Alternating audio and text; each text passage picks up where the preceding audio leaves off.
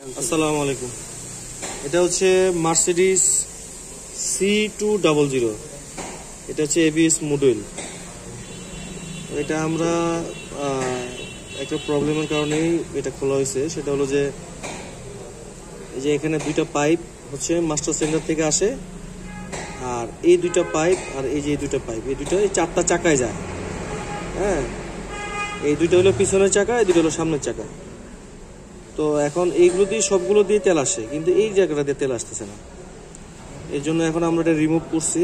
এটা এখানে পিছনে সার্কিটটাও খোলা হয়েছে, দেখেন এই যে সার্কিটটা, এই যে সার্কিটটা খোলা হয়েছে।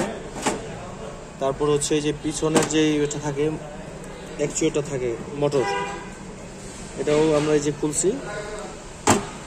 তো এখন এটা ঠিক করার জন্য বা এটা ক্লিন করার জন্য যা যা প্রয়োজনীয় খোলার দরকার সবই খোলা হয়েছে, এবং কি WD-40 ইউজ করলাম।